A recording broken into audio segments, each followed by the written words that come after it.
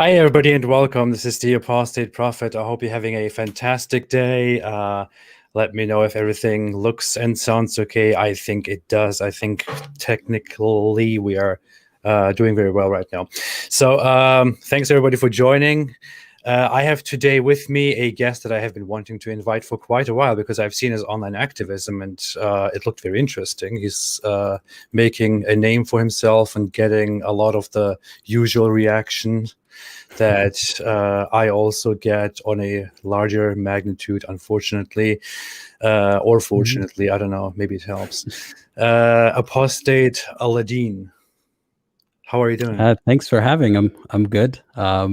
We didn't even get to talk or catch up before the stream, but Yeah. it's nice to finally get to talk.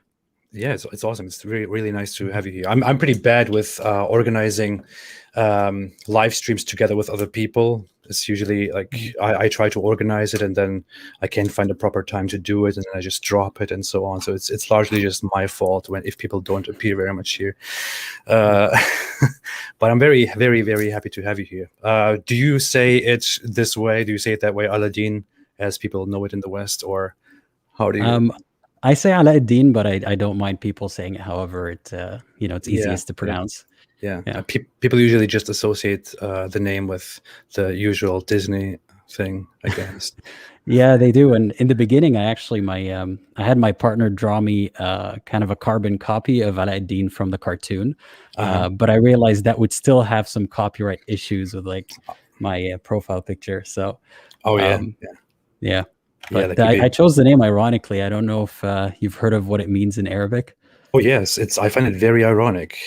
Yeah, it means high in religion or noble in religion or something. Or right? Praising or noble in religion, something like that, or praising religion. Yeah. So that's what Aladdin actually means. So it's quite ironic that we have an outspoken ex-Muslim advocate whose name is Aladdin. That's very funny.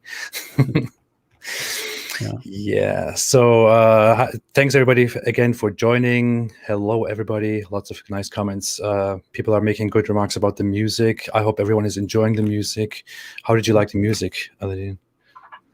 It's good. Is that from Spinning Records? Is that the same music? No, I made this one myself. Oh yeah, okay. Yeah, because I actually quite enjoyed it. I found this humming. So there are two songs that we can refer to, but the one that just played, I actually found this humming music copyright free on some channel, and then I thought, hey, this sounds good. I could actually make a remix of that, so I did. And I did the same thing. It's kind of funny how the intention with making it copyright free was probably not for you to use it. Yeah, probably. But yeah, we appreciate that. So I encountered you a while ago. I don't know how long ago that was. Maybe months ago, maybe a year ago, maybe half a year ago. I don't know. How long have you been around? When did you start getting active online, speaking about your journey out of Islam and about Muslim stuff in general? So on YouTube, I think my first appearance on YouTube was around like February, at some point in February. I've told this story before, but I basically stumbled into an interview with Abdullah Samir because someone was trying to dox him, and I gave him a heads up about that. And ever since, he asked me, like, give me a pseudonym. So I chose Aladdin. And then he asked me, do you want to like plug any socials? And I didn't have any, and I said no. And then immediately after, I created accounts. So that was in February, I believe. That's nice. I saw that you made videos on TikTok. I saw that you had quite some activity there. You were making short responses to people, or generally informative stuff about religion or social matters. I've seen that. I have seen that you had some Twitter activism, and it was inevitable. I mean, actually, primarily, your profile caught my attention because I saw that these hardcore Islamists on Twitter were like brutally attacking you and trying to, bully you and stuff like that. And what's your experience? I grew a thicker skin because of it, honestly. At first, I'm pretty sure you can relate, like you said, at a higher scale. That's what you deal with. And at first it shocked me, especially when my tone wasn't particularly offensive. I still don't, try to offend people on purpose, but especially when I started on TikTok, I would point out some very like obvious things in Islam, and people would still, uh, like you said, like they try to bully me into stopping what I'm doing. Um, but I kind of grew a thicker skin because of it. And every time they do that, like especially when they start retweeting me and they start throwing my tweets in these, circles where all they do is just send people my way. Yeah. And it seems to like it help my following for some reason. I don't know if it's a good kind of audience or bad, but it's hasn't stopped me yet. So yeah, You try can't to complain. still do the thing, right? You try to still kind of keep your identity a little bit hidden in the background, which is that's how I understand it. I mean, the mask and everything. Yeah. Yeah. But part of it is because of like I'm sure you can relate security Yeah, concerns, definitely. like safety concerns, especially that I have family members who are still in Muslim countries, and I don't want them getting hurt because of this, and honestly, part of it helps it helps me talk about more personal issues that I wouldn't want associated with my name and my face, in real life, more touching issues, and I like that there's no ego here. When people try to bully me or refute me or whatever you want to call it with their attempts, I I don't see it as a big deal because it's not really my name. It's not me. So Uh-huh. there's a lot of advantages to it. Yeah, I guess there's a good thing, a good advantage to leaving your person, your identity out of this. It's actually Mhm. a good point. I mean, I didn't do that. I just uh jumped into it and put my face and my name and everything right out there, uh and was quite careless about being targeted and all that. And it is really messed up, the kind of stuff that you have to deal with if you just go out and speak for your own right to believe in certain things, or for your own right to exist, or for the rights of others to simply exist. It is really insane where it leads to, and it is very, very tough uh, if you reveal yourself more, if you make yourself more transparent, then you just become more vulnerable to these very intense attacks that these people keep making online. And I have dealt with that for quite a while now, for years now. So I've kind of gotten used to just getting the most nonsensical death threats, stuff like Bismillah headshot, and but it is really. I mean, why you don't really want to put yourself out there and do this, right? Yeah, there's it's I don't know why people keep saying like we do it for the fame or for the clout or whatever. I'm pretty sure you can see that happening. But if I wanted to become a Dawa person, I would get a lot more support and a lot less death threats for sure. So Mhm. if I was after money and fame, that's what I would do. Definitely not come Absolutely. out. Yeah. Absolutely. I think it would also be much less stressful. It would require less Mhm. analytical thinking. It would require less studying. It would require less brain work.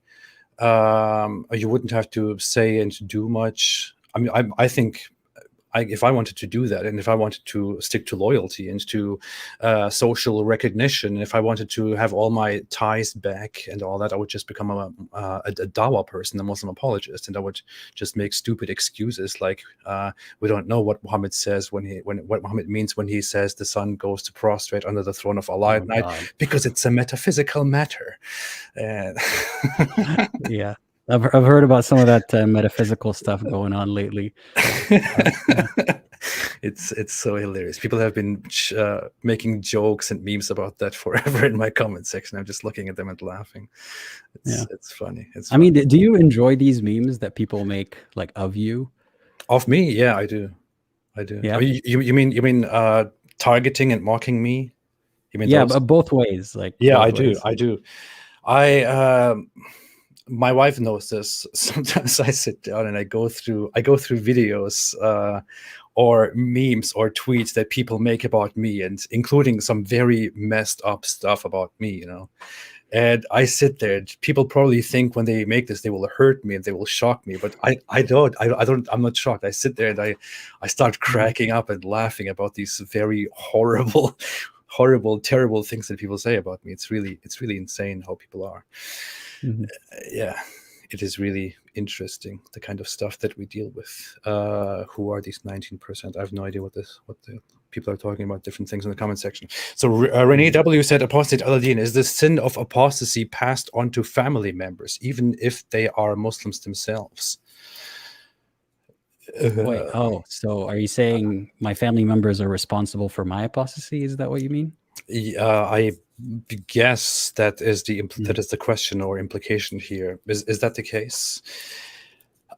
I think there is a thing here. There is a thing in Islam, such as that the parents are responsible for what their children do in terms of religiosity and morals, or they are responsible up to a certain age. So there's something like that, but I think it's quite a vague thing. But yeah, that's what I think about it. I mean, Yeah. What comes to mind is, see, the thing is, you can justify it Islamically from both sides.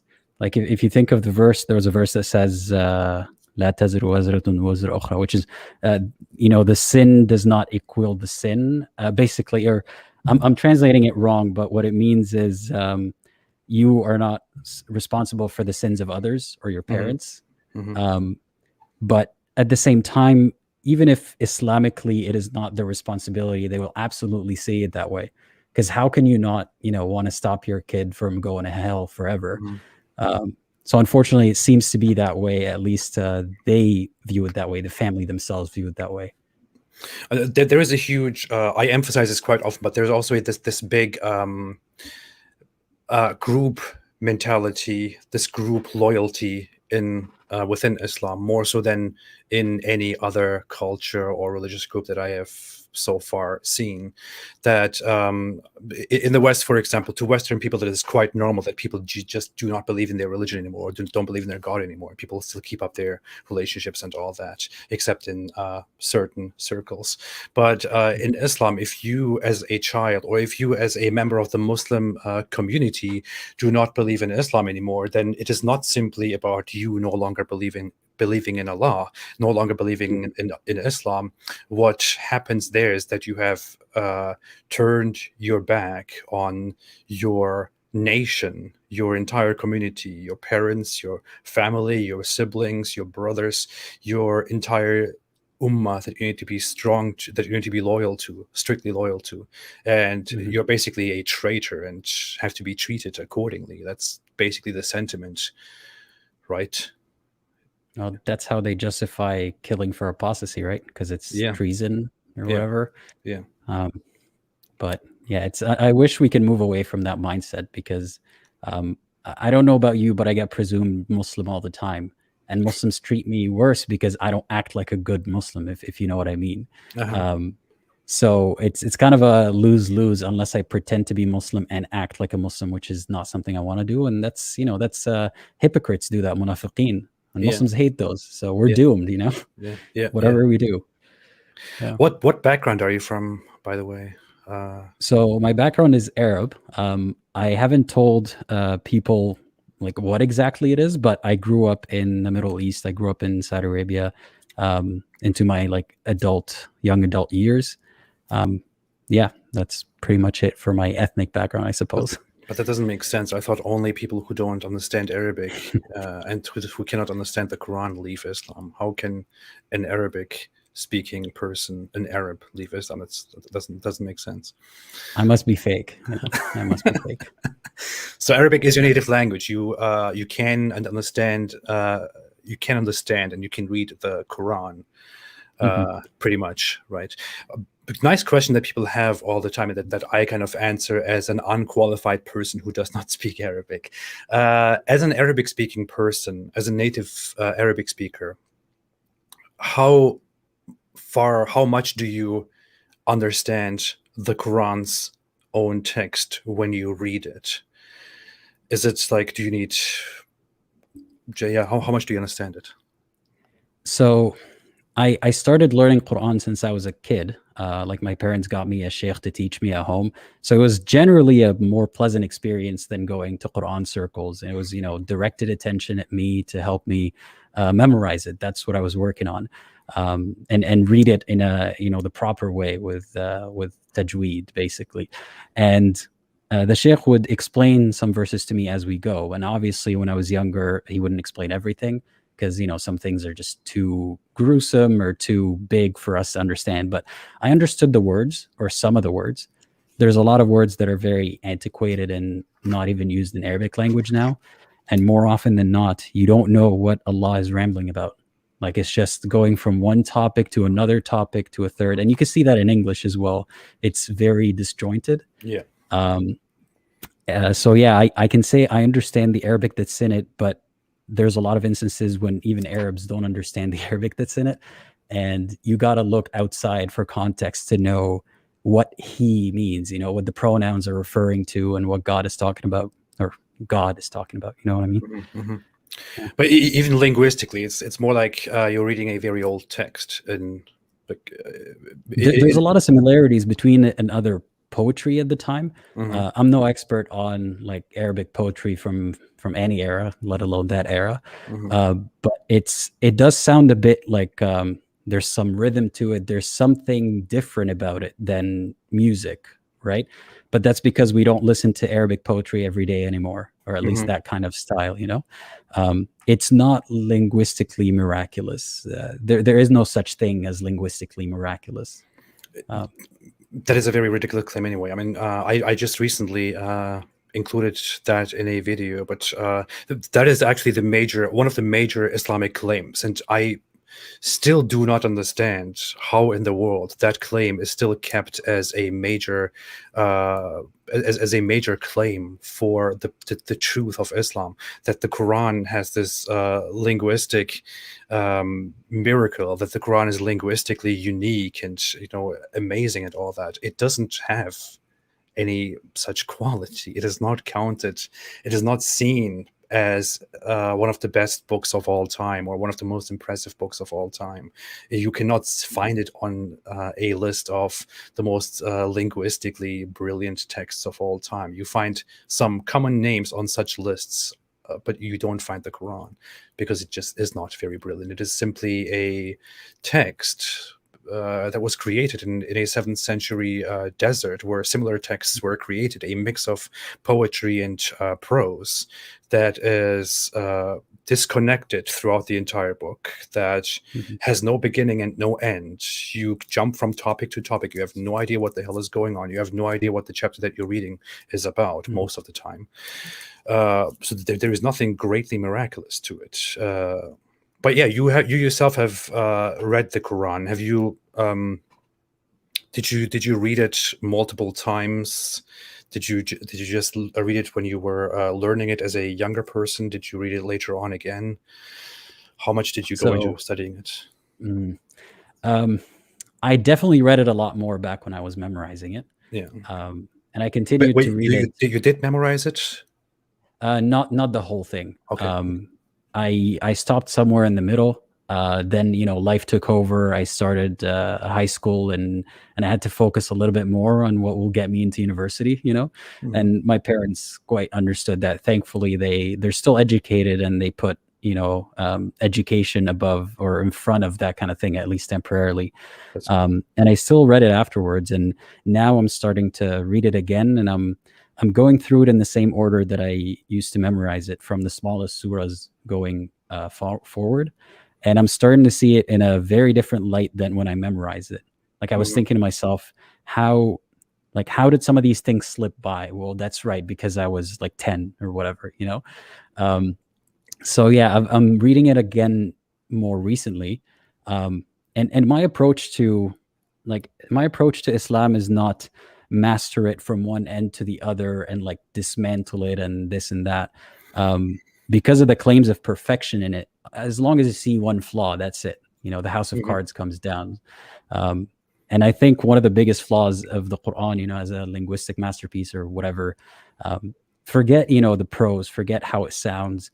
It is an awful piece of literature if it's missing chunks of context all the time. Not even an appendix, not even look at this hadith at the end of the book. So yeah, that's what I feel about the Quran and its miracle claim. that's how you should evaluate a text, right? I mean, today we have there are certain standards by which we decide whether a text is good or not, or whether a book is good or not. Some of those standards are, for example, that that you know what the content is about, that it is clear, that it tells you in advance what it is about, that it sticks to a certain topic, that it flows, that it does not confuse you by jumping from topic to topic, uh, that it makes you turn the page because you're reading through something, you're curious what comes next. With the Quran, many of these standards are not even remotely met. You will find completely different topics on one and the same page, which will make your mind go all over the place and immediately make you as a human lose attention. It's necessarily it has no table of contents. You have no idea what each chapter is about. It does not flow. It is not easy to understand. uh, it says that it is a very clear book, but there are hundreds of different interpretations that you have to rely on, and different contexts which you have to read in order to understand what the hell this one verse is talking about. And it is by so many different standards that we have definitely not a good text, definitely not a good book. And I even tell Muslims, I mean, I ask Muslims, please, those who insist that it is a wonderful, amazing book and that that there is no book better than the Quran. I ask those who read books, those who read other secular books, I mean, can you really say that among all the other books that you read and like, and all those other books that you find fantastic and enjoyable and amazing, do you really think that the Quran is better?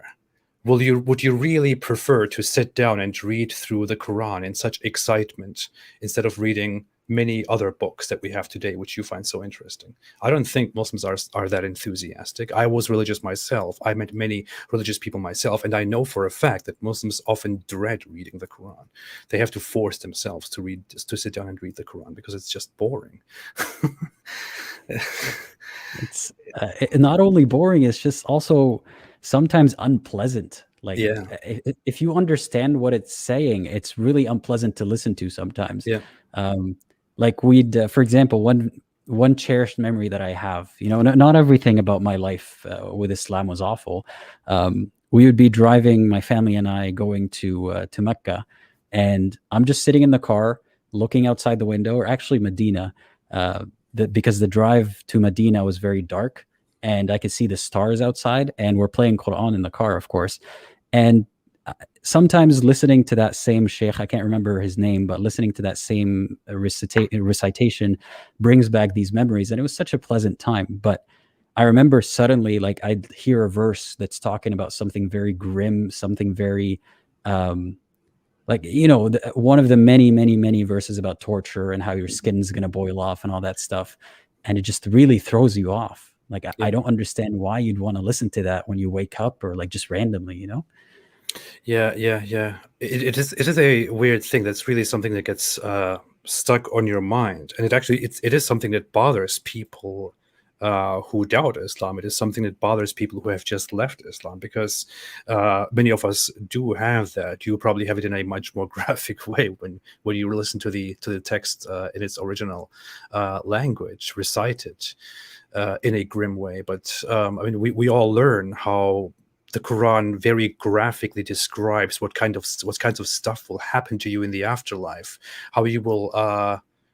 Is this part of the text, or is this just an addition? But that the inhabitants of hell will ask for water, and then water or burning water will be given to them, or things like that.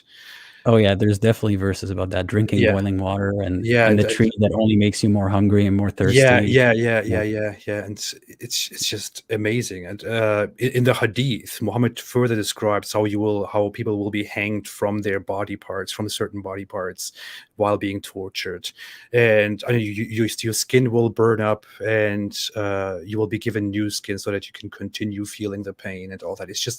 It is so messed up. I mean, that this is what Mhm. you are given, what you are brought up with. And the reason why you are so much in fear and why you so strictly hold on to this certain belief is that on the one hand, you are given so much fear through these threats that you don't want to dare disagreeing with this religion. It's really insane to me. I don't know. It has to do with the timing, I think. Like if you receive this stuff as a child, especially, or if you're in like a vulnerable emotional state or a vulnerable, stage in life, especially people looking for meaning, you're more likely to believe that stuff. But when you translate that stuff to English and listen to it as if some naked guy on the subway with a huge sign is saying it, then you realize how absolutely ridiculous it sounds. If the end of times are near and big devils with multiple heads, that's not in Islam, that's in Christianity. But all of them are a lot of the religions fall for the same flaw here. But anyway, fear mongering doesn't work on us anymore, thankfully. Yeah. People will eventually more and more be led away from the stuff. I wanted to say your whole perception about how when you read the Quran now, it looks strange to you, considering maybe because you read the Quran so much when you were a child. But I feel like it's not just about that. It's not just about the time difference or the difference in mentality. I myself, when I sit down nowadays, sometimes I encounter a Quran verse, and I read the Quran in the past when I was religious, and I was a late teenager and a young adult, and I read the Quran several times through before I left Islam, while I was leaving Islam, and after I left Islam. But yet still, sometimes I encounter Quran verses. Like just a few days ago, I encountered this one, which was about Allah tells those who think that Allah will not help them, that they should just try extending a rope to the heavens and hanging themselves. And I read that and I'm like, wait, did I read this back then? What the hell? Like I have a weird, shocking reaction to that verse now, which I did not have when I read it just years ago. It's really strange, the stuff that you think now when you are out of it for such a long time. Oh, it is fun, to be honest. Like I'm starting to read it again. Like now that I'm out of, there's no fear at all. I know this stuff is not really a real threat that I have to be worried about. And I have a little notebook where I'm writing down. Like I'm not going through it to try to critique it per se or try to like dismantle the book. I'm just noting down funny and absurd things and my thoughts about it. And yeah, I only came across that verse like within the past month or something. The one that you were mentioning about, go kill yourself. God, if you don't believe me, go kill yourself. Yeah, go kill yourself, and then let's see. Yeah. Oh God, it's such a weird thing to find in this divine text, right? When are we going to cancel Allah? We had a different Muslim apologist who got in trouble for telling people to kill themselves, but Allah himself does it. It's right in the Quran. It's weird. Yeah. So how was it with you? When was it that you came to the realization that you do not believe in this religion anymore, and how did that happen? So growing up, I've always had questions, not in the sense that, a doubting questions, not questions to probe people to get myself out of Islam or something like that. I just was curious about knowing more. So whenever I'd hear some of the stories, I want to know more details. I ask why questions. And obviously the why questions are always answered with because Allah knows best, or often answered like that. But it was okay growing up. Like I accepted those for a bit. And then it really started really sticking when I was like around my 17, so something around that age, when I started to ask the question about predestination and free will. And that's not because I read it anywhere. Like I grew up in Saudi Arabia. I'm not even sure if we had access to critical like videos or anything like that even existed about Islam. That was just me like just asking honest questions. And obviously there was no good answer for that. And then it started really sticking with me. Then how come, like I started to realize that there's other people in the world. At that point, I had seen people from other parts of the world. These people genuinely don't believe in Islam. Like they're just off doing their own thing, either believing their own religion or born irreligious or whatever it may be. And I was thinking about it. Do they deserve hell? It just doesn't make sense. Like they're predestined to do this. Not only that, they're predestined to be born in a place where the chance that they will find Islam or join it, even if they find it, is like slim to none. And that really stuck with me. But It was causing me a lot of issues as a young person with a lot of things on my mind. So I just put it aside and continued being a Muslim. And then it just, after a long time, it resurfaced in my 20s, in my like earlier 20s. I put it aside again. And eventually, a couple of years ago, I started to make moves in life when I realized like I need to figure this stuff out. I cannot live my double life not knowing what I believe. I can't bring other people into my life not knowing what I believe, because Islam is very influential. You can't just be a Muslim and, for example, marry someone who's non-Muslim and just expect it to work out. You have to have Mhm. some kind of a roadmap. So I wanted to understand for myself, what am I doing with my life? And that's when I started, like, I went to all the right sources to ask these questions. I didn't go to ex-Muslims and ask them, give me ammunition against Islam. Yeah. Um, I started to ask the questions that I had, and every time I would peel away a layer of more questions and more doubts. I've spoken to sheikhs from like all different backgrounds, different countries, Arabs, non-Arabs, Salafis, Sufis, everybody. Um, there's a lot of similarities, there's a lot of differences, and at the end, I just honestly concluded this cannot be from God. If God exists, he's better than that, or it is better than that. And that's how I ended up here, basically. It's a nice approach. It is really there are questions along those lines that I keep seeing. Sometimes I look through the online world of Muslims and Muslim apologetics and Muslim society. And although Muslim apologists, when they respond to us, are proudly telling us how firm their religion is, I keep seeing on these Muslim platforms and Muslim forums that people keep having big problems, especially younger people today. They have big problems with the same questions that you have or that I had, primarily about predetermination, and free will in Islam, which is just it's a problem that cannot be solved. You cannot solve the problem. The problem of Allah creating everything or creating humans for a test, which is just a completely incoherent idea. Yeah. And the Quran's lack of knowledge on the natural world that we know more about nowadays, when you and I educate ourselves and look at the world and then encounter the Quran and read the Quran, it just sounds very absurd. Which is why I always encourage questioning Muslims to sit down and read the Quran and just and don't look at answers that other people give about it. Just sit down and read the Quran and see what you think about it. Inform yourself about the world around you, and then read the Quran and think about what the Quran says. It just sounds very ignorant. And in order to absolve the Quran from its ignorance and stupidity and its faults, you will have to make up for certain for its flaws by creating interpretations, reinterpretations, by adding things that are not in the text, by interpreting them in a strange way.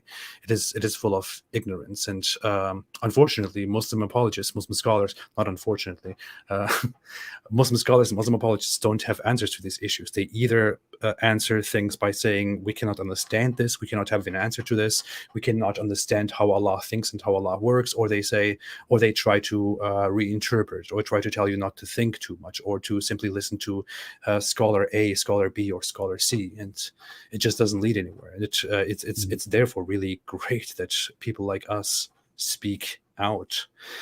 Do you have you told people in your life that you have distanced yourself from Islam, that you don't believe in it anymore? You kind of answered this before during the chat, but So yes and no.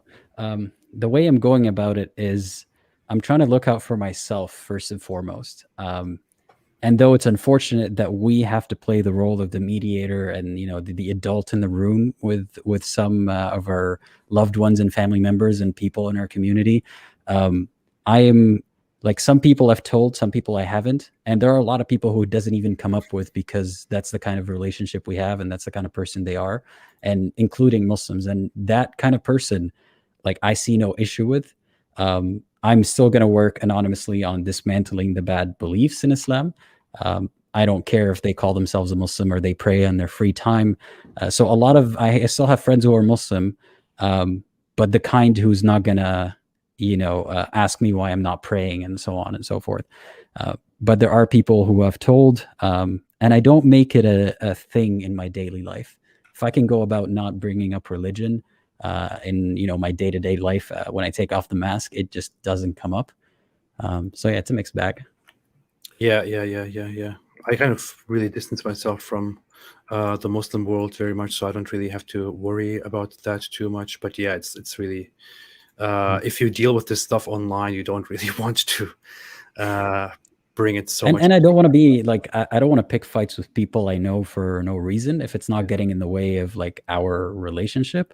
Though it would be nice if I can kind of get them to think critically about some of these things. It's just not, I can't be bothered by trying to fix or whatever, talk to every person out there. You can't do it everywhere. Yeah, you have to. I mean, you have to look out for yourself as well, and for your sanity as well. It is not healthy. Lord Damos made a super chat and said, "What is value of hadith if often downgraded or dismissed?" Lord Damos is the Lord of Darkness. Welcome, Lord of Darkness. Glad to have you here. What is value of hadith if often downgraded or dismissed? Are you saying is this a general question about why what is the value with hadiths if they are dismissed or downgraded? Is that what you mean? So why should we regard hadiths at all? I don't understand the question entirely, but I think that's what they're saying. Yeah, like why do we still take hadith seriously if you could just dismiss it anytime? I mean, think about the fact that for at least 200 years, there was no collected hadith, pretty much. I mean, let alone that the Quran took, I don't know, 70 years to be collected. So for at least 130 years, people were reading the Quran and not having the context in any way. And then the book was, compiled, but that didn't reach everywhere. So for hundreds of years, there's a lot of Muslims who misinterpreted the Quran every day because of no hadith, So I don't understand how hadith is a core component of Islam when it was missing for a lot of, Islam's existence and when it's so shaky today. But you know what? You should ask Muslims that question, not us. Yeah, that is a good point. In the early times of Islam, and even later on, the average population, the average Muslim, didn't have proper access to the knowledge. Even today, scripture. Yeah, even today. It's like people just rely on their authorities, religious figures, to inform them about what Islam is and what it says. And in the first centuries, you're right. The first hadith collection, the first organized official hadith collection was only made 100 years or so after Muhammad's death.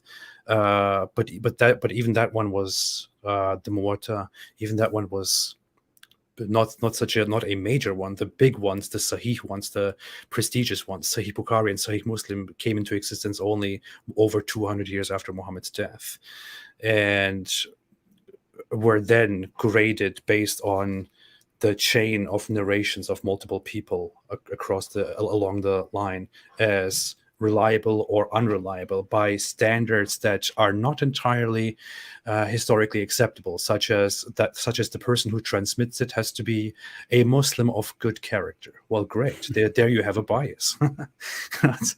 It's really weird why you would. There is a collection of hadith that are called the mutawatir hadith, which are seen as the most authentic hadiths because they have been reported by so many people, supposedly, that it is the definition is that it is not conceivable that they could have been made up as part of a corruption or conspiracy. But even among those, the standard is not really great because they also just rely on certain people based on their character. And I mean, isn't it the case? Like, I've just seen this while writing my previous video and shooting it. Even the same hadith, like the hadith that I was looking at, had to do with a guy killing his slave because she was blaspheming against the Prophet.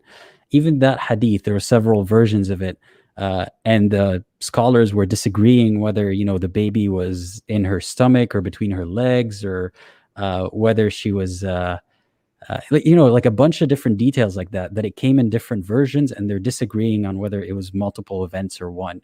So that's among hadith that like they are already agreeing that these two are describing the same incident in different ways with different details.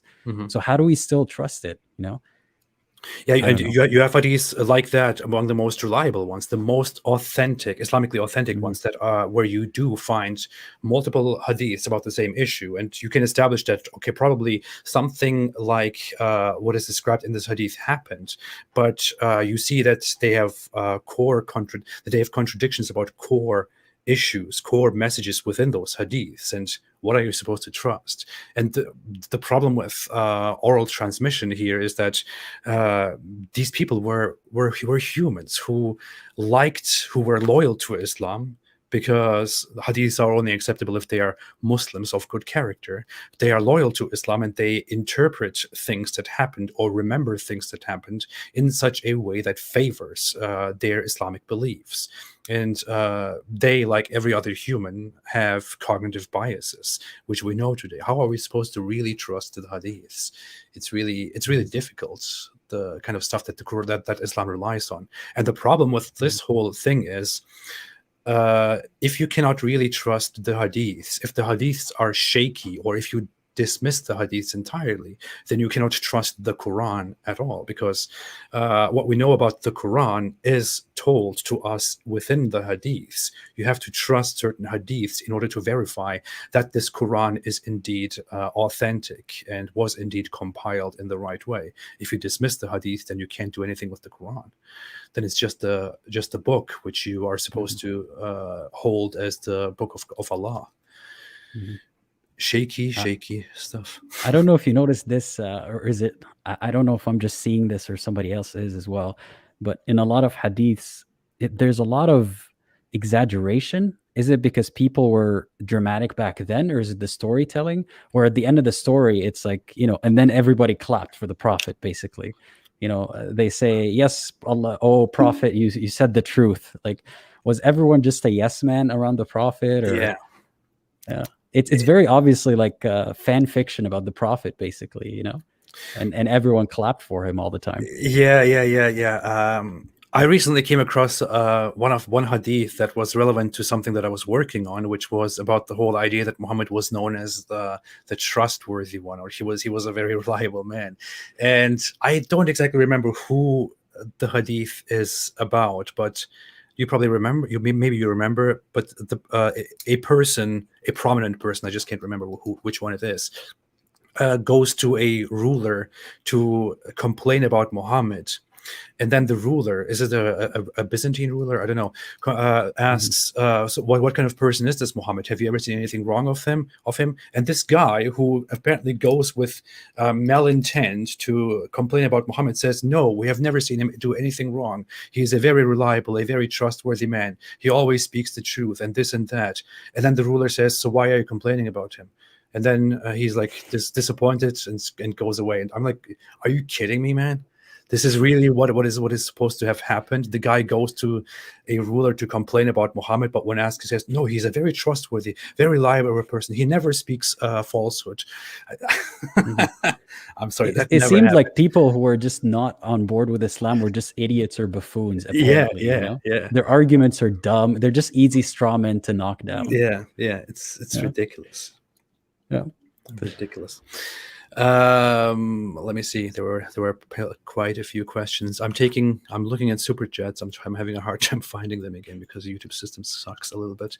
But Ari Wasserman said, "O Prophet, peace and blessings be upon you. How much do you think Islamic apologists like Mojab, Ali D, Farid Deflects, and all true Mopus followers directly contribute to Islam's apostasy avalanche?" There's so many insider stuff in here in this super chat. I love it. I recently called Prophet Muhammad Mopus, not because I'm enjoying this, not because I came up with this and I love to do that, but just because these Muslim apologists keep referring to me as a puss. So I thought, hey, maybe I should just return the favor and just say and describe Prophet Muhammad. Since you say puss about Prophet, maybe I should just describe Prophet Muhammad as Mo Puss. How about that? What do they have against pussy? Like, I don't understand. I don't know. It's they have a big problem with it. Apparently, it's Not enough of it, maybe. So I have to get the message of this thing again. How much do these Muslim apologists contribute to Islam's apostasy avalanche? Well, to be very honest, I receive a lot of messages and I see a lot of comments in which people tell me that they began to doubt Islam or have left Islam altogether because of number one responsible person among Muslim apologists, I have to say it, Muhammad Hijab. That's the person that Ali Dawa? I don't know. It's kind of a tie, isn't it? Yeah. Well, he has completely different issues. It's just with Muhammad Hijab, his conduct and how he reveals Islam's truth, the truth about Islam while trying to confidently defend it, is just very ironic and leads many people to have a wait a minute moment and to question Islam and to leave Islam. So I have actually received a lot of comments and messages saying that they doubted Islam or left Islam because of Muhammad Hijab, number one. Definitely also Farid responds because they see the stupidity in the apologetics. But yeah, these people definitely have some responsibility, and it's therefore good to engage with them because, people see the contrast here. I gotta say, I personally, I wasn't listening to Dawah people because I was one of those Muslims who convinced himself Muslims are imperfect. Islam is perfect. So I thought, let's not take the examples of the loud Dawah people. Let me just go to the scholars and even read the scholarly opinions about the hadiths and verses that I have issue with, or just bigger picture issues. And the responses that they gave and the support that they get from the general public for these responses, it's just dumbfoundingly dumb, like dumbfoundingly stupid, that I was left no choice but to realize this. Like if even the most knowledgeable people have such a stupid understanding of reality, or at least of my question, obviously they're just all kind of deluded. It's like a groupthink situation, like if I'm asking them about predestination or whatever, or life is a test, what about the people who are tested way more harshly? They always say, well, they get a bigger reward in Jannah. Like, who gives a damn if you have one house or 1,000 in Jannah?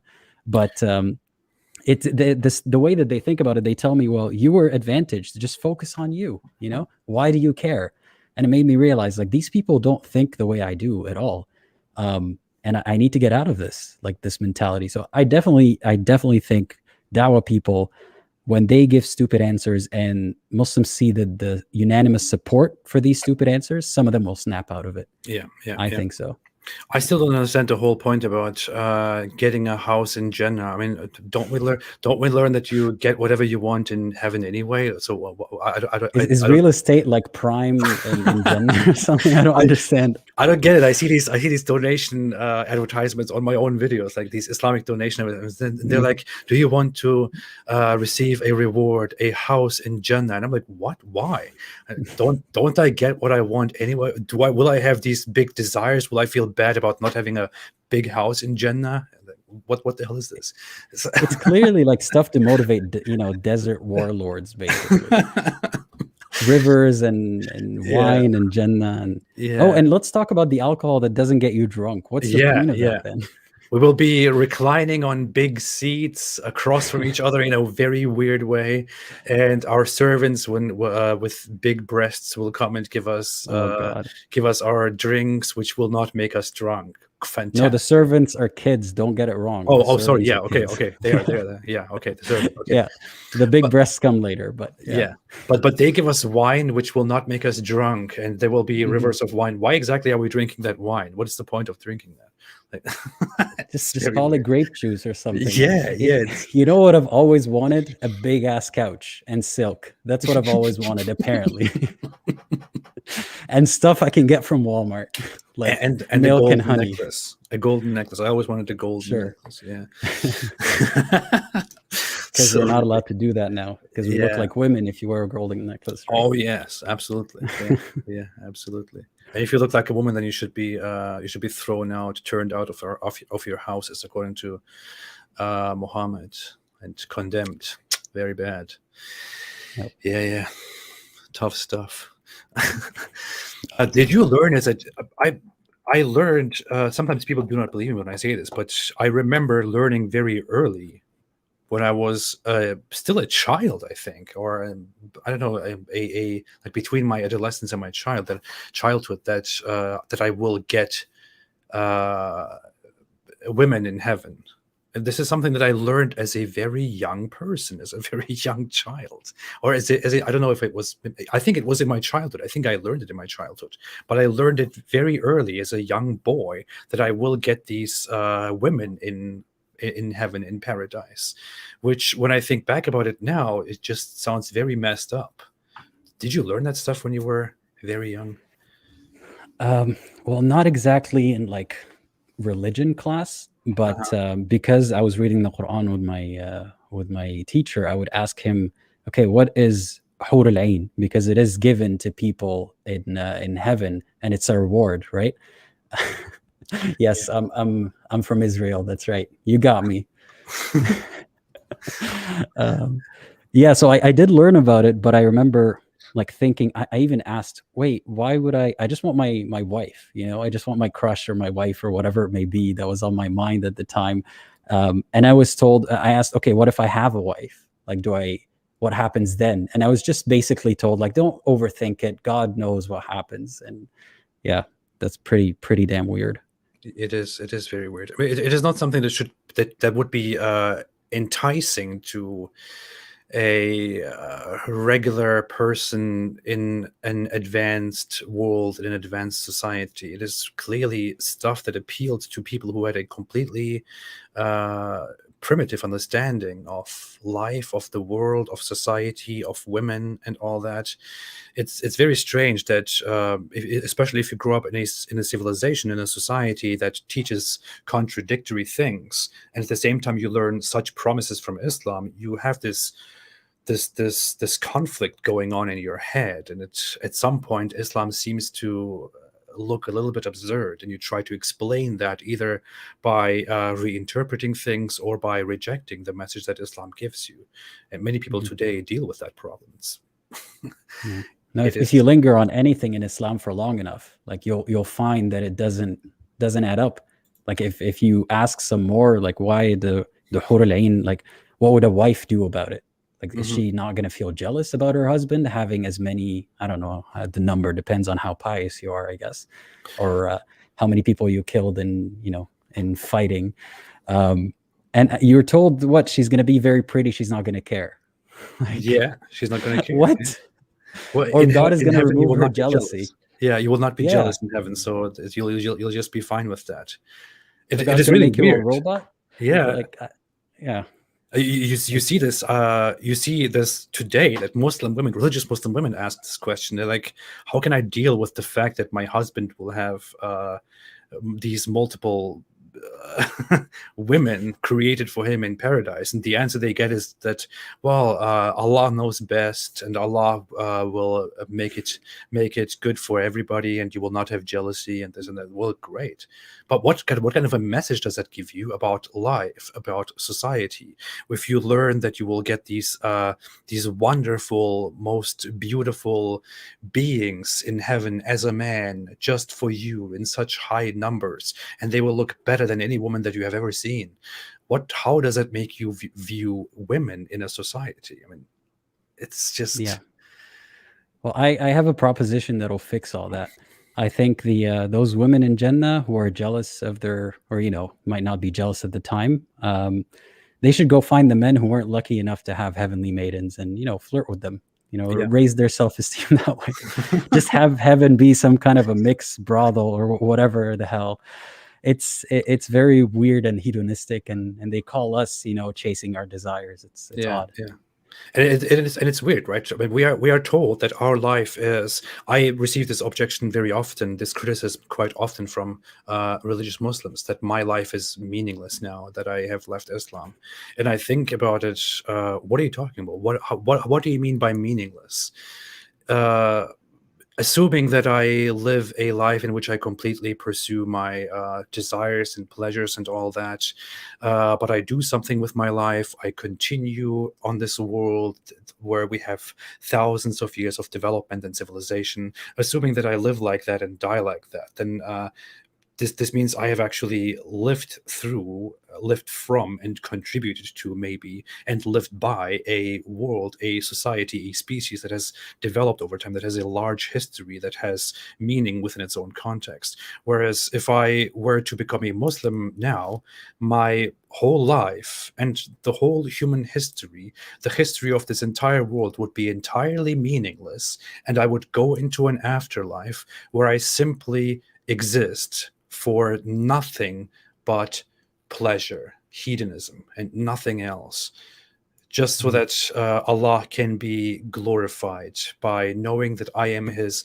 obedient slave who will exist and worship him, and also have sex and drink wine the entire time, meaninglessly, for all eternity, without any goals, without any meaning, without any history, without anything of value. Is that really meaningful?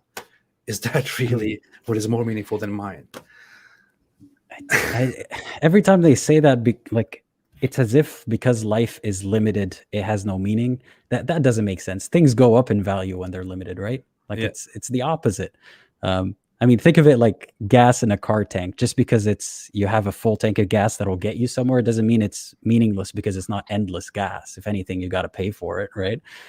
But with Islam, it's like you're using all your gas to like drive and do nothing except go to the strip club at the end of the day, right? Like that's what your sights are on. Heaven, where you could do whatever, and it's described as like a heaven for men, basically. Yeah, it doesn't appeal to me anymore. I don't know if you've watched that Netflix series, The Good Place. Have you watched that? I tried to watch it. I didn't really like it. Okay, well, they explore that concept of like an eternal heaven in the last season. I really think people who are watching that like should really focus on it, because it seems to imply that heaven it gets boring, right? Or I would think so. And I don't know how conceivably God can keep me entertained for eternity, you know?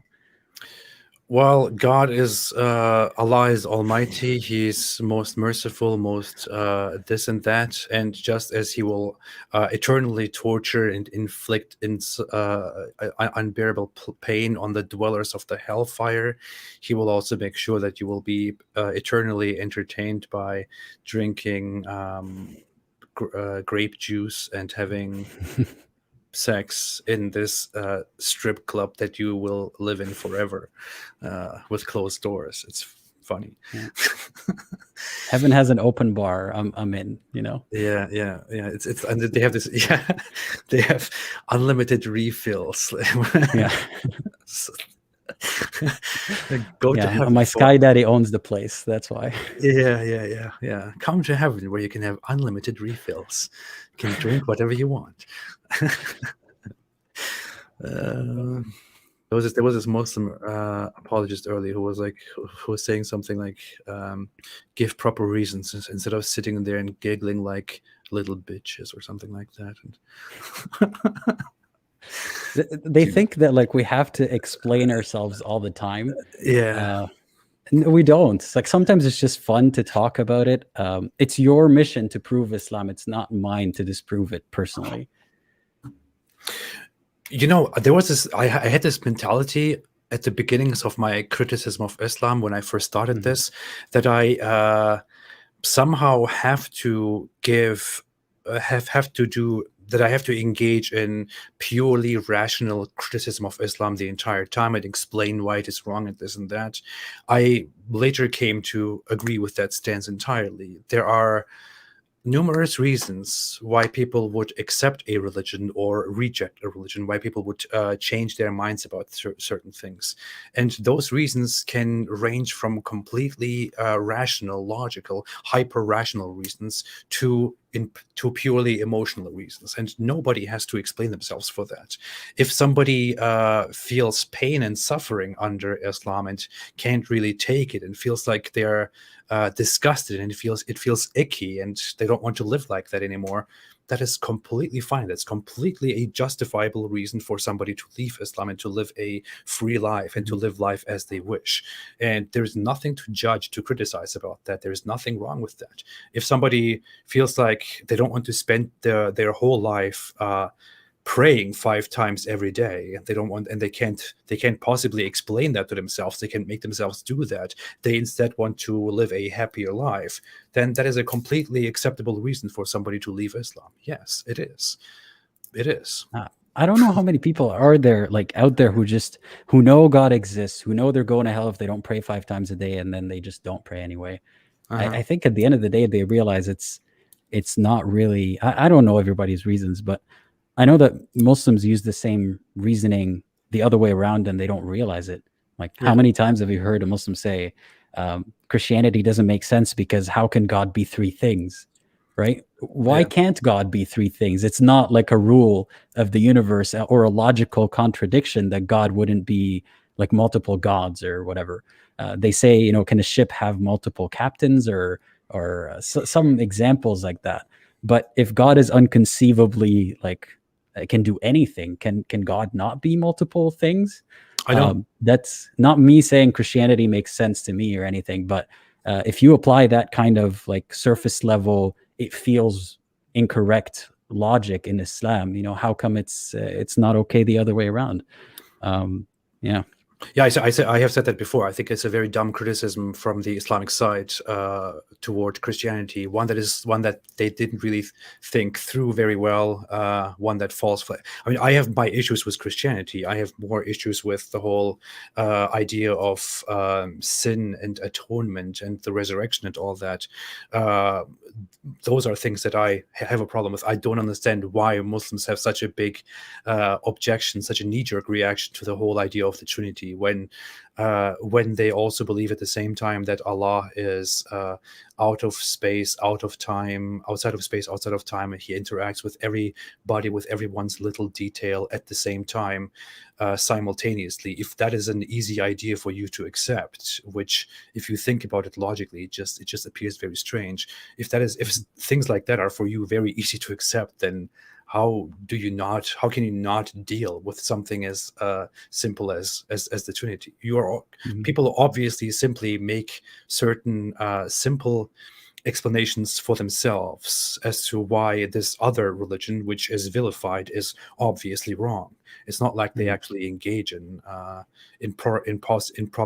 properly thinking those religions and those doctrines through, and then concluding that they are indeed false, that they are most definitely, most certainly false. If they did do that, then they would encounter problems within their own religions, such as the whole contradiction about Allah guiding and misguiding whom he wills, predetermining everyone's life before he creates everything, but then also giving humans free will and judging them. It is so incoherent, so dumb. Yeah, I'm going to blow your mind, but I just thought of something. Blow it. Muslims do believe in a Trinity, which is Allah, Muhammad, and Jibril, the Holy Spirit, basically. Right? I mean, everything's coming from these 3 guys, right? It's the Trinity. There you go. You have indeed blown my mind in a way. Not entirely, because I do say that Muslims believe in 2 gods, a major god Allah and the demigod Muhammad. But I've never actually thought about the whole Jibril aspect, which, that makes sense. That makes sense. I've heard one time that it may be like that was kind of a mistranslation at some point, and that's how like we arrived at this idea that it's a spirit instead of an angel or whatever. But yeah, I just thought that was funny. And you said something about how like Allah misguides who he wants. I saw that comment earlier. Doesn't it sound like when someone is sore about being dumped or being turned down, and he's like, actually, I didn't want you anyway. You know, he's like, I sealed your heart. I don't want you anyway. It's just so dumb. That is actually what happened. I mean, I look at the text, I look at the Quran verse, I look at the context in which those verses came into existence for the first time, and I feel like I'm sorry, but it's just so obvious to me that that is exactly what happened, exactly how that reaction came into existence. It was a knee-jerk reaction from Muhammad, and it messed up the entire theology because it doesn't make sense. What happens in the context of those verses is that Muhammad invites people, and they make fun of him, they reject him, and he boasts about how almighty Allah is and how he decides everything that happens, and they're like, whatever, I don't believe in this. You will never convince us. You will not get anywhere. And what he then does as a reaction is to recite and to say, forget about them. No matter how hard you try, they will not believe. It's not about you. It's about them. It's because Allah. It's because Allah has power over them, and they are misguided. And if Allah wanted them to believe because He is Almighty, they would believe. But yeah, it's not you, Muhammad. Don't worry. Go keep going on. But this is a reaction that Muhammad made up out of emotional reasons, which completely messed up the entire theology of Islam. It doesn't make sense. It is dumb. You cannot at the same time preach that Allah has decided everything, every single detail long before He created it, that Allah Himself entirely decides who believes, who is guided, and who is misguided, while at the same time also claiming that people have free will, that Allah has given them free will, and Allah will judge them according to their belief or disbelief. It is dumb. It doesn't make sense. Yeah, and this is how you mess up your own religion, by saying stupid things, by getting into debates. Yeah, the original apologist was Muhammad. It's funny, the apologists that we have nowadays are actually far more advanced in their apologetics and their intellectual capabilities than Muhammad was. I mean, and that says a lot. That says a lot. Yeah. I mean, I have to be very honest today. I have had my encounters with Muhammad Hijab, and I think he's a very dishonest, very, very detestable person.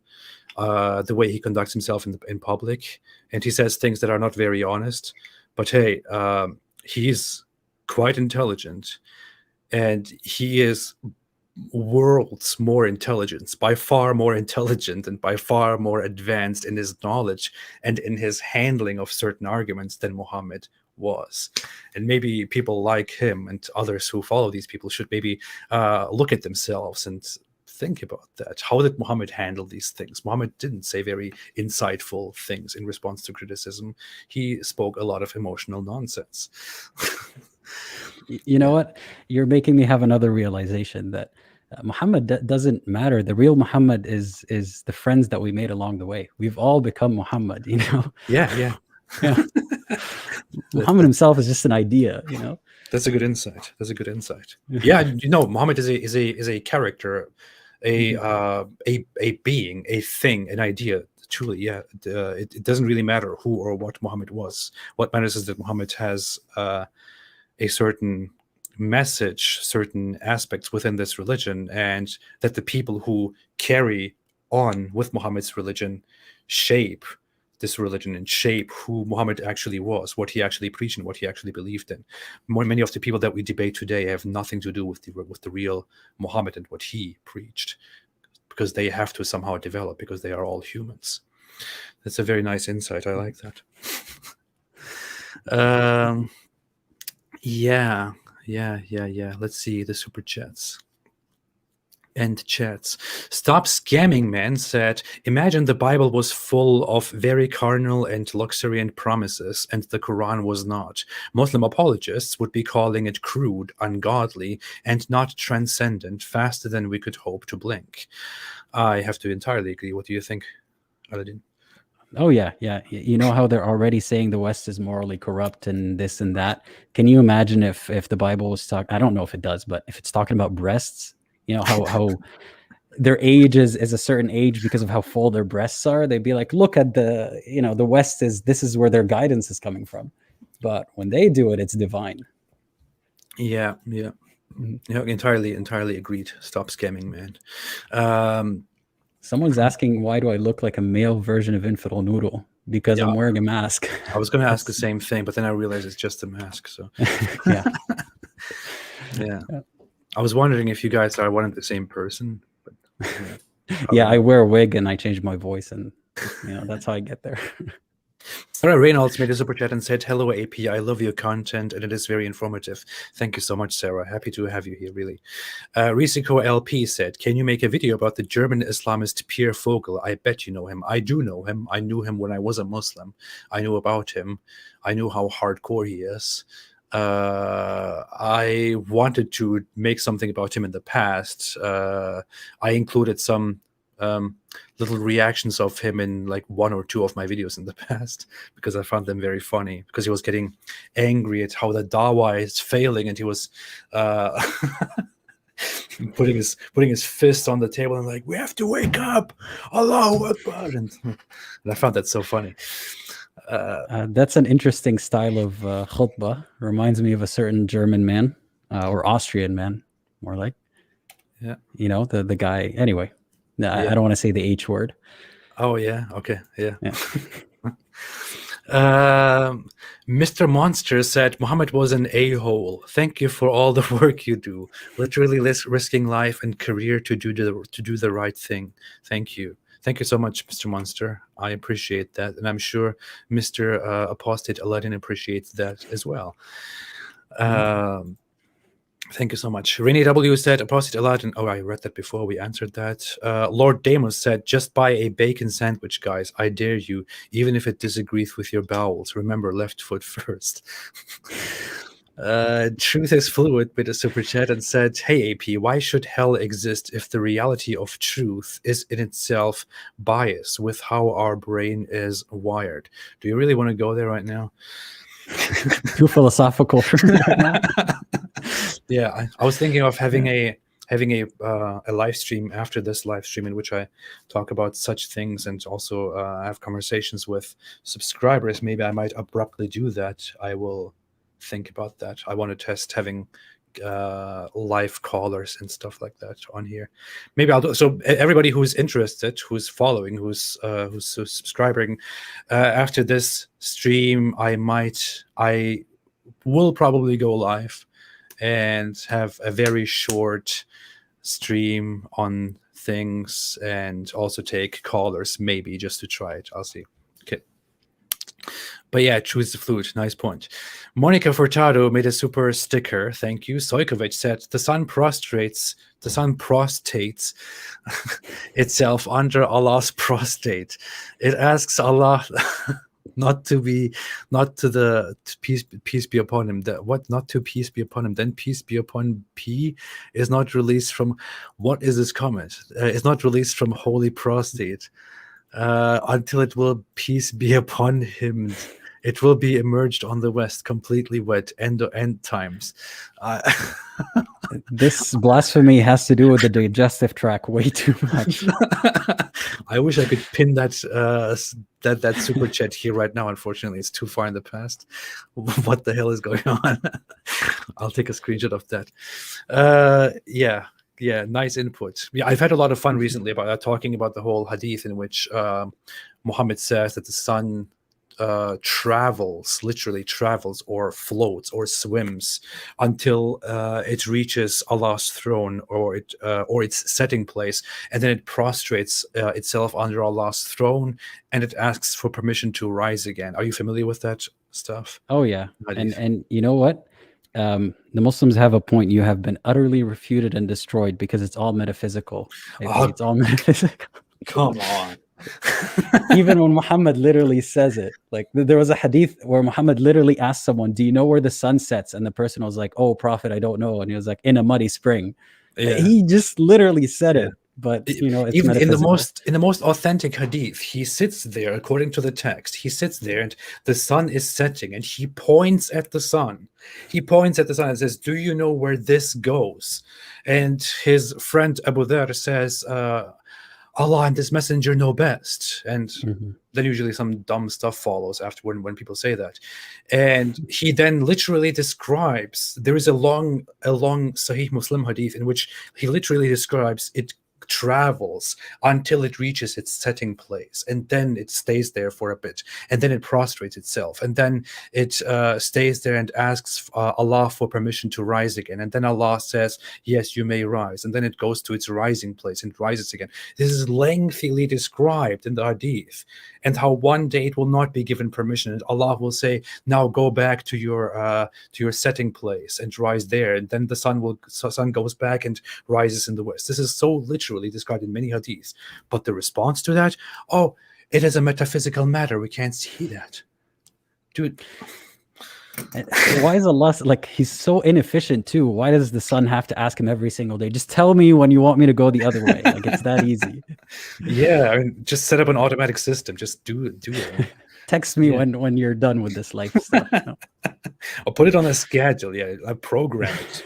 Take some advice from the 21st century, please. Only only God can know the knowledge of the future, so he can't tell the sun. Well, he can make his own liar. He can make his own computer and cannot communicate the whole program to the whole thing to the sun. It should work, but of course Allah has a pen and paper and ink, and that's how Allah is. That's how he writes down things according to the hadith as well. So he's old. I swear, if Allah took me as an advisor, I would have done a better job than the angels that he was asking questions to. Like I would tell him, use some secure messaging, use WhatsApp, anything. Just don't send it that way, Yeah. Oh well. It's funny though how Islam actually, the Quran actually predicted firewalls. How the angels transmit messages, and then the stars are these protective things that are fired at the Satans when they go up there and try to snatch Allah's secret messages from the angels. And Allah deliberately, to protect his messages from the shaitans, from the devils, he set up a firewall of stars. And this is actually a Quranic miracle, if you ask me. Yeah. And he lets one slip sometimes, or like they kind of listen, kind of like how in software there's a bug and then it's fixed, Yeah. Also, Allah has to update the system and make new patches every now and then to make it work very well. It's good. This is the miracle of Islam, guys, ladies and gentlemen. Yeah, Jam and Pepper said, my mother made the choice to not force religion on me and my siblings. Now we are atheists. Congratulations. Well, you are from Europe. Okay. Yeah, that's why. Royal Scale said, did you guys watch David Wood's video on Muhammad Ali? Such a sad video. Do you mean this old video, which is about how Muhammad Ali was duped about Islam? I believe there is such a video that is very popular by him. I've actually never watched that video, but don't tell David that I said this. Yeah. No, I've never seen that. No. Never. Okay. What else? Stefan Milojevich said, hey, AP, can you please check Hadith Sahih Bukhari 2928 and comment on it? Does it trigger you? Also, greetings to your guest. Greetings to you, Aladdin. Thank you. Let's see. What Hadith is that? Let's see. What Hadith is that? Let's see. Okay. I see why that could be triggering. Okay, I didn't see that coming. That was a good one. Let me share this here.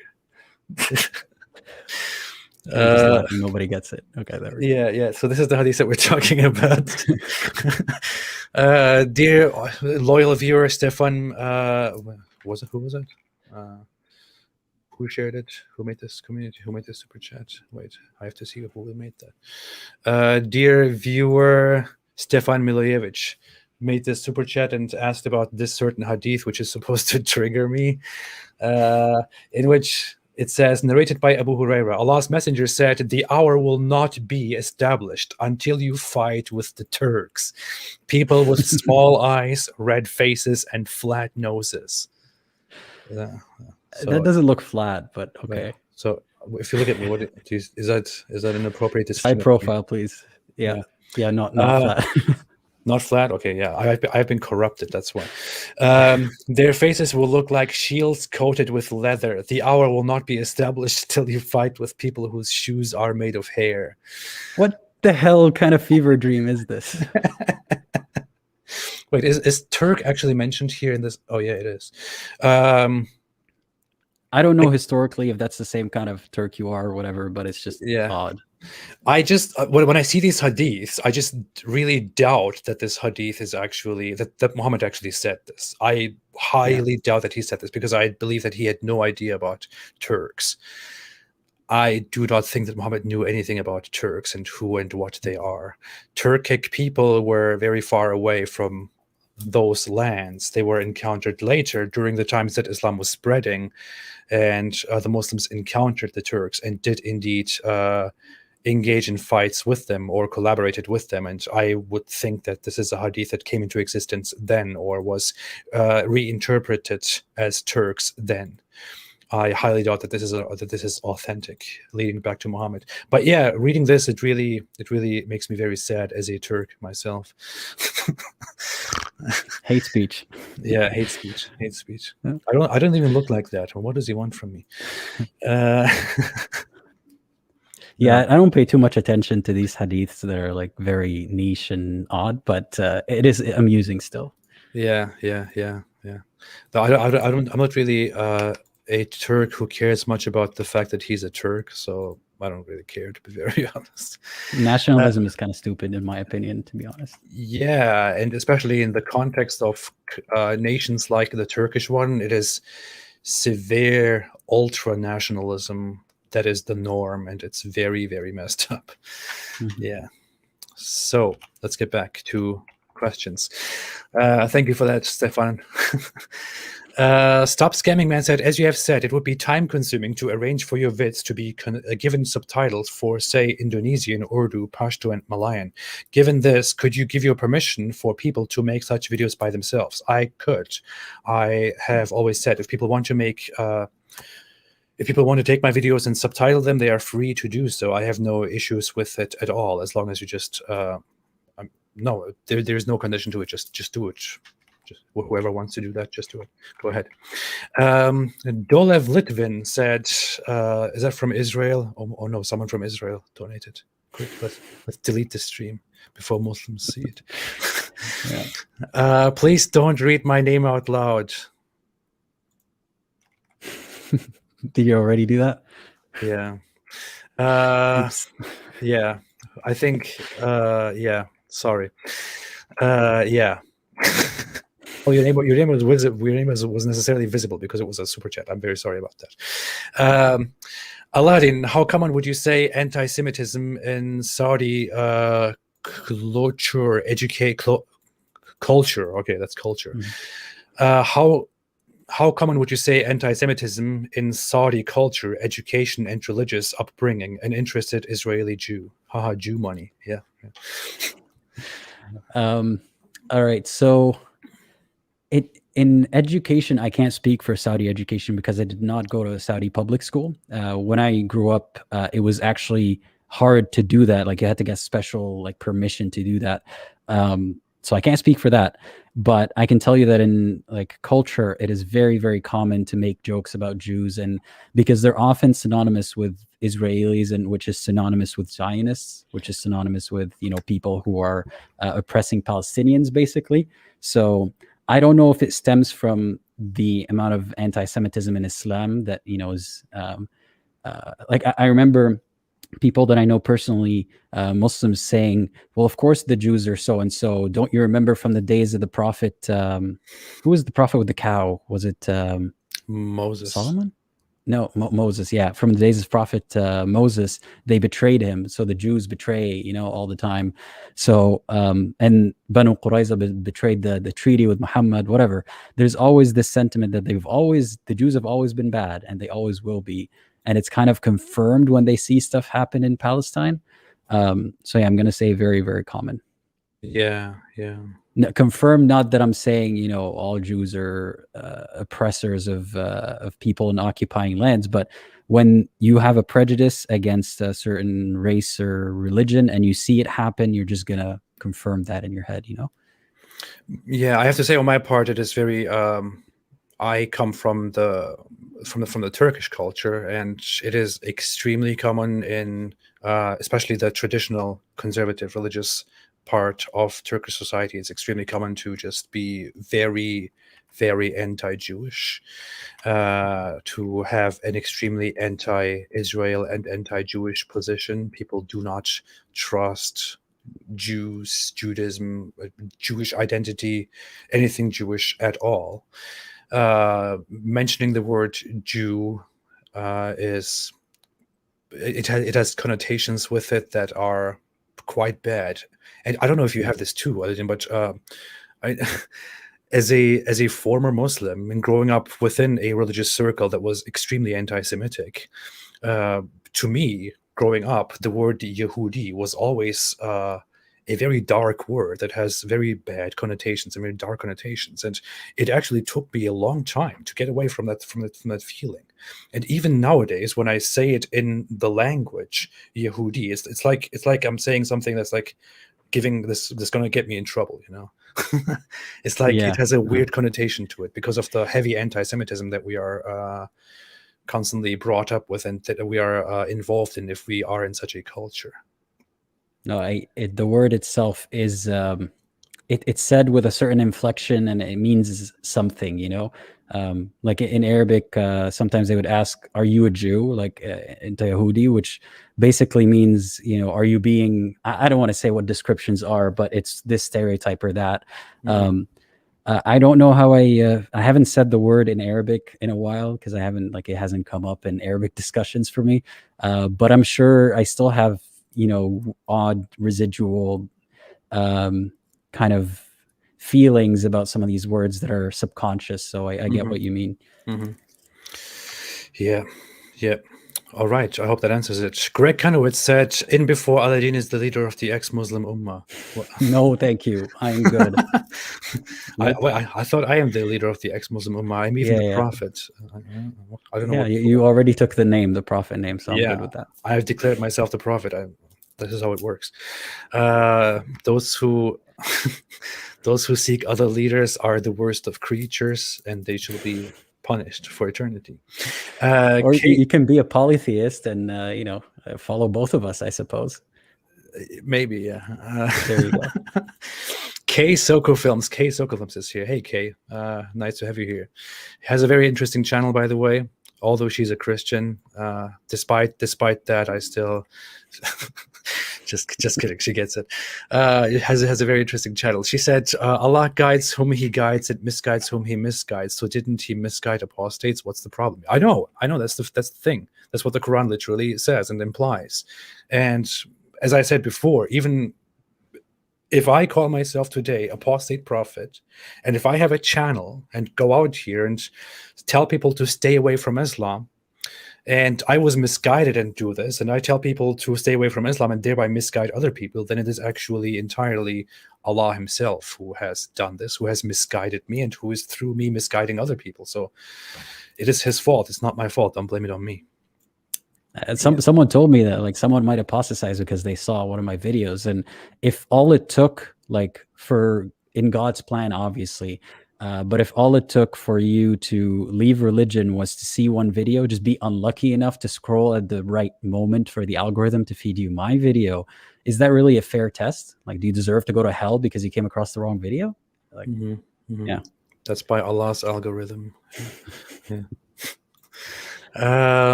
Greg Kanowitz said, "Apostate Aladdin will be the leader of their future ex-Muslim Ummah. I'm calling it now." Again?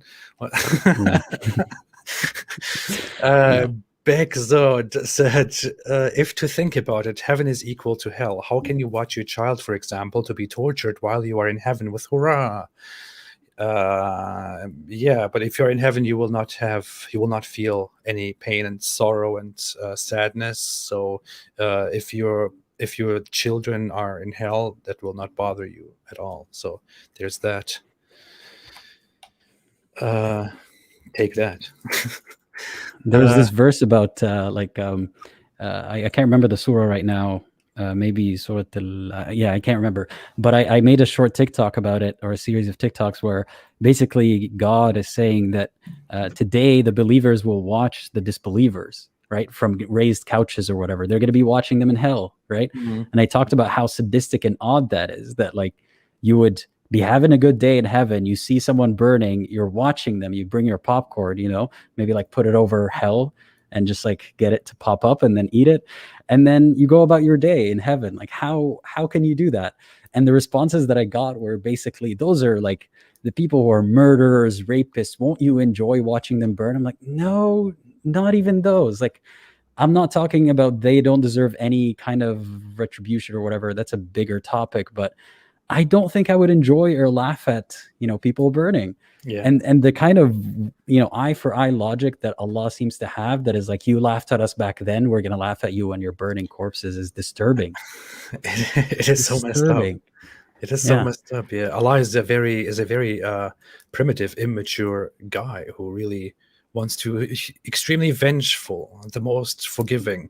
It's very funny. I had this discussion 2 weeks ago with these Muslims, and I was basically arguing with them about how Allah is by no standards the most forgiving guy. If he's this vengeful, and if he's punishing people for something that they were not even powerful enough to prevent, and people are more forgiving than that. I am more forgiving than that. I would not punish people for simply not recognizing me as their leader or as their whatever.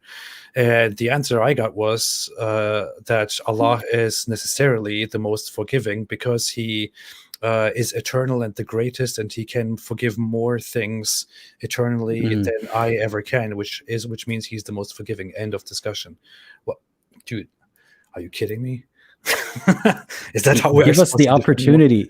Give us the opportunity to forgive as much as he does, and quantity, not quality. I suppose we could do that too. Yeah. I mean, Hitler is more forgiving than my little son, who is 7 months old. So I guess that makes Hitler the more forgiving one. It's fun. He used to feed his dog and stuff. Your son doesn't feed dogs, so yeah.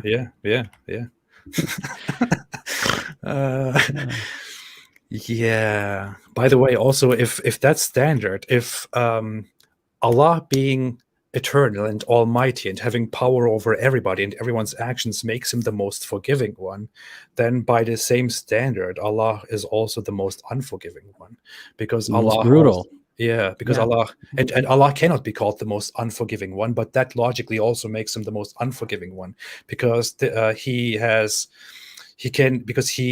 chooses not to forgive so many things that I can never ever catch up to and keep up with. So he's also the most unforgiving one.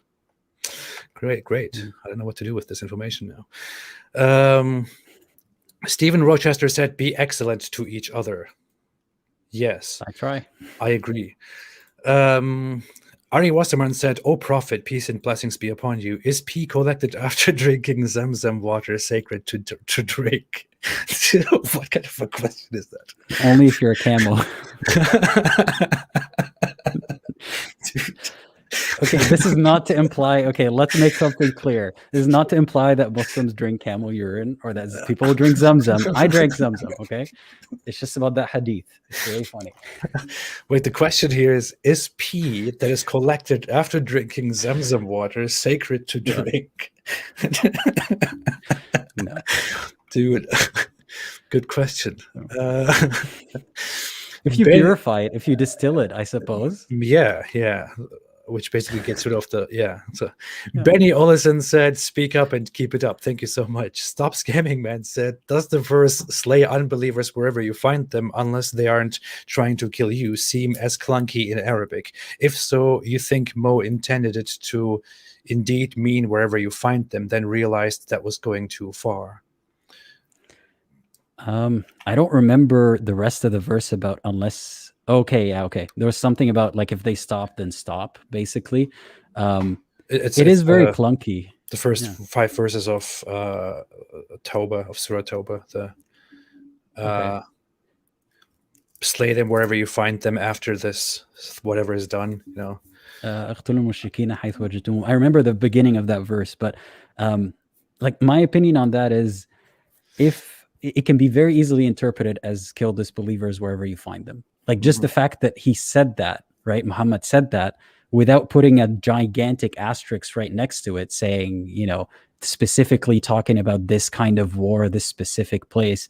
Can you imagine? Like, I don't want to get you demonetized, but can you imagine if I said that about Muslims and then I said, but I mean the specific group. I mean, ISIS or whatever, but specifically those. But I'm going to say generally do that. It's very irresponsible and poor literature. Yeah, yeah. But you have to give it to Allah. He was just acting in. He was just acting very hastily. I mean, Allah was acting in the heat of the moment, and we are all humans, and you don't exactly know whether to say when to say the right thing, and Allah just made a blunder here. He was under pressure. He doesn't do well Yeah, under pressure. yeah, He's used yeah. to eternity. Yeah, yeah. He takes his time with things, like making the earth in I don't know how many million years, only to finally pull on it. Yeah. We don't judge you, Allah. We don't judge you. Yeah. Gem and Pepper said, "Imagine billions of people having an imaginary father figure." Wait a minute. That's the comment. That's the comment. Imagine billions of people having an imaginary father figure. Wait a minute. Nice. Don't need to imagine it. Yeah. Lord Demos said, "Do you guys think Islam will ultimately destroy itself?" Well, depends on how you define destroy itself. What do you think, Aladdin? I don't know if we're ever gonna have like no Muslims ever. There's always, even the most niche beliefs and groups, they still exist.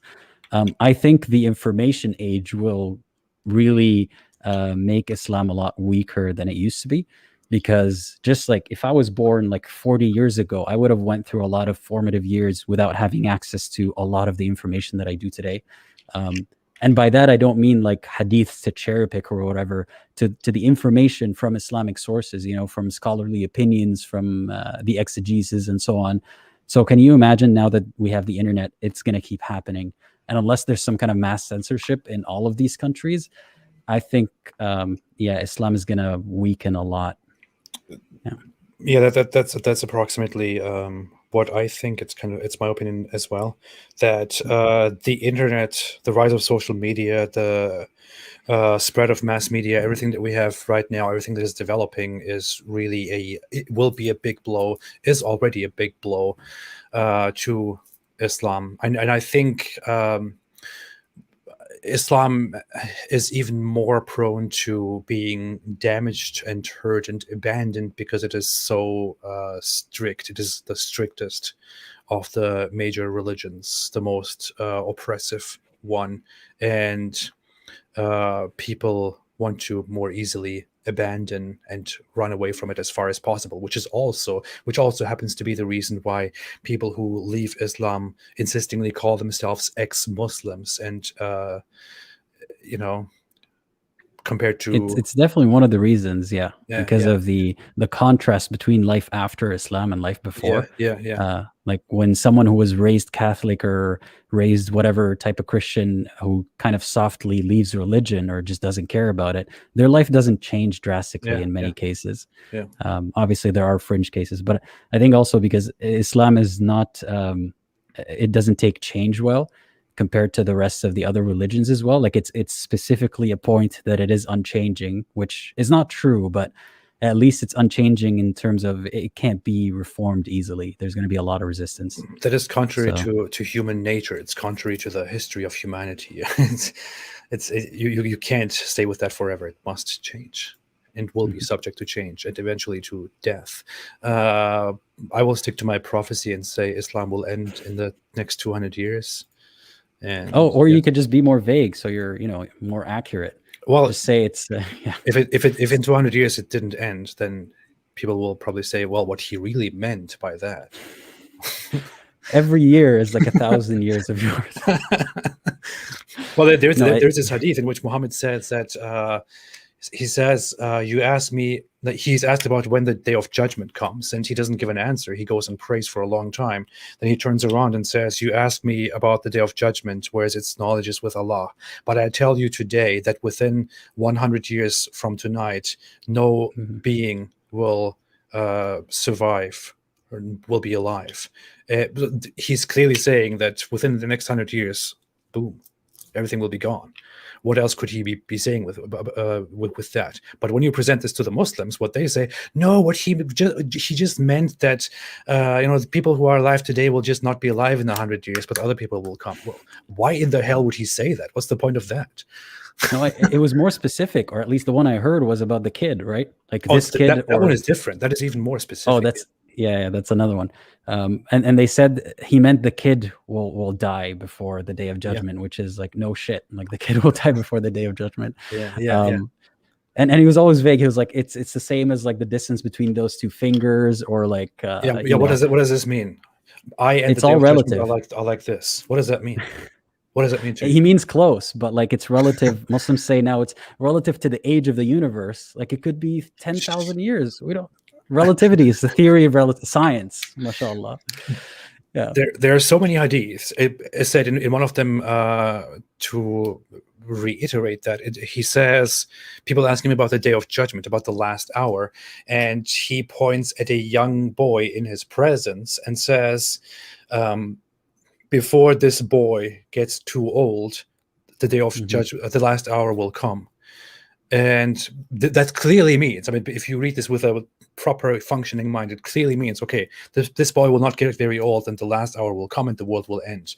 But Muslims are nowadays reinterpreting that and saying, well, he just meant your last hour will come, so you will die before this boy gets too old. What? Why would he say that? It's a mini prophecy. I mean, imagine on the house. Imagine you ask me, hey, when will the day of judgment come? And I'm like, well, before I get too old, you will die. Great. Thanks for the information. Yeah. It's like card reading. Like, oh, I sense your death is coming after this kid or before this kid or whatever. There are even other hadiths. I mean, we could go on about this forever, but he says, I swear, he says, soon you will see the Son of Mary descending from heaven and leading you, or something like that along those lines. But he says soon you will see him descending, so he will come to you soon. It's about to happen, and then he will of course fight the Christians and the Jews and all that, the jihadi Jesus.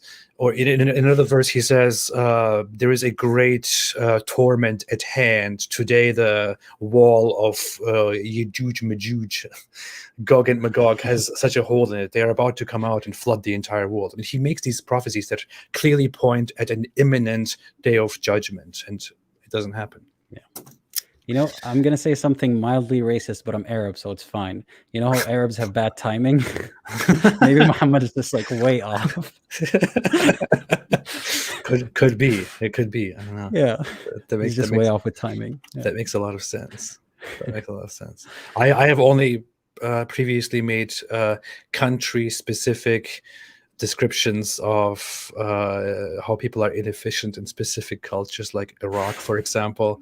But of course, right, I cannot say more about this. I'm not an Arab, so I'm just making a joke, guys. But I'm always more on time than my Arab friends. That's just anecdotal evidence. I'm just gonna put it up. Yeah, I'm very disorganized, so I am very disorganized and often late myself. So it's not racist if I accuse others of being late. I don't know if that makes sense, but yeah, it works out. Yeah, Rum Runner said, as Sam Harris asked, Tibetan Buddhists are more oppressed than Palestinian Muslims, but there are no Tibetan Buddhist suicide bombers. I wonder why. I don't know if it's that simple, to be honest. Like, I think, I don't like commenting on the Palestine-Israel issue because it's more complicated than just saying it's because Islam is bad, you know? So I don't even know if Buddhists, I've heard of a lot of violence from Buddhists, so I don't know if I trust Sam Harris on this one. State violence in specific places, yeah.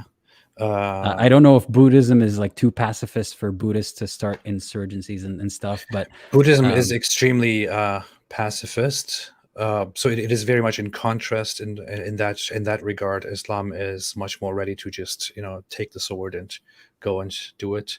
Definitely true, but the issue is more complicated than that. But yeah, I partly agree with the message, but also it's deeper. Yeah. TT made a super chat and said, "La ilaha apostate prophet." Uh, yeah, thank you. I agree. Yeah, and Beck Zod made a super chat and said, "Image is haram, and videos consist of 30 images per second. So therefore, according to Muhammad, YouTube should be banned. It should be, yeah." And Allah will probably ask all these Dawa people when they go to the afterlife, when they stand before Allah on the day of judgment. Allah will say to them, why did you make channels? Why did you record yourself on videos? Will you be able to bring those images to life? Oh, even worse. Why do you call yourselves creators? Yeah. Content creators. Only Allah is the creator. So Oh yeah, exactly. yeah. There Exactly. you go. Why do you call yourself content creators? Why do you call yourself creators? And then you also create images, and so Yeah. many within just 1 minute. Do you really think you can make yourselves equal to Allah? Now go to hell and burn there for a few million years. So Can you that's imagine how shocked those Dao people would be if that happened? They'd be like, "What? I'm on your side, dude." I did all this thing for you. I made dawah for you. And he's like, I don't care. Burn. You of all people should have known. That's funny. Yeah. All right, everybody. Aladdin, is there anything else that you want to add? No, this was, to be honest, I was a little nervous about this chat. I don't always do great on like interviews or chats with other people, but I think it was pretty fun. Yeah, thanks for having me on your channel, and I hope we can have like today was a pretty lighthearted conversation, and I know that we probably there are things that we might have like discussions about where we have different points of view or like blatantly disagree, and I'm kind of looking forward to discover what those are. Yeah, because I'm not just looking for other ex-Muslims to agree with on everything. I like this lack of unity in our ways of thinking, so I'm looking forward to that. Yeah. No, I've seen that in the past you had some disagreements with me, and that actually made me think of not inviting you at all, and actually telling people not to watch it. Just kidding.